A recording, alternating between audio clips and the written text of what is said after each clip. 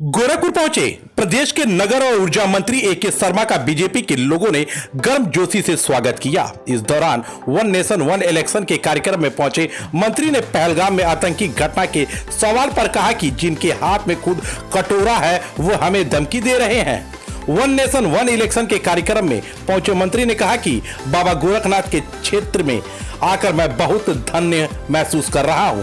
माननीय प्रधानमंत्री जी के एक बहुत अच्छे सोच का परिणाम है। वन नेशन वन इलेक्शन जो हमारे काम आ रहा है, जो हमारी व्यवस्था आ रही है, उसके लिए मैं पूरे प्रदेशवासियों की ओर से, पूरे देशवासियों की ओर से माननीय प्रधानमंत्री जी को अपने तरफ से आभार व्यक्त करता हूं।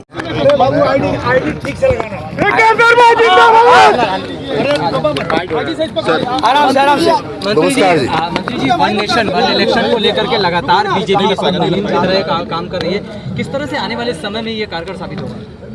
बाबा गोरखनाथ की पावन धरती पे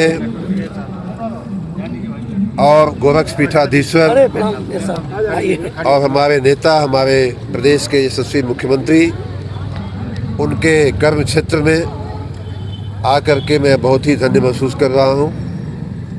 माननीय प्रधानमंत्री जी के एक बहुत ही दूरगामी सोच का परिणाम है वन नेशन वन इलेक्शन का जो हमारा काम आ रहा है, जो हमारी व्यवस्था आ रही है। उसके लिए मैं पूरे प्रदेशवासियों की ओर से, पूरे देशवासियों की ओर से माननीय प्रधानमंत्री जी को, अपनी विधायिका को बहुत बहुत धन्यवाद दूंगा। डिटेल में बातें मैं चूँकि आज के कार्यक्रम में करने वाला हूँ तो उन्हें उसे दोहराने की आवश्यकता मैं नहीं समझता, लेकिन इतना मैं अवश्य कहूँगा कि वन नेशन वन इलेक्शन एक बहुत ही पुरानी सोच माननीय मोदी जी की रही है। मैं उसका साक्षी रहा हूँ।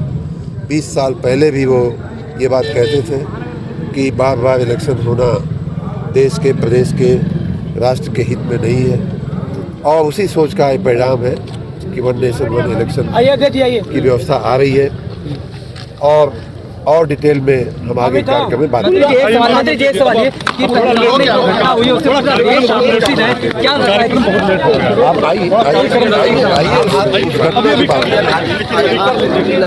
सर, पाकिस्तान के एक मंत्री ने कहा है कि 130 परमाणु मिसाइलों का रुख जो है वो भारत की ओर है, ये सियार को नहीं रखी, इस पर आप क्या कहना चाहेंगे?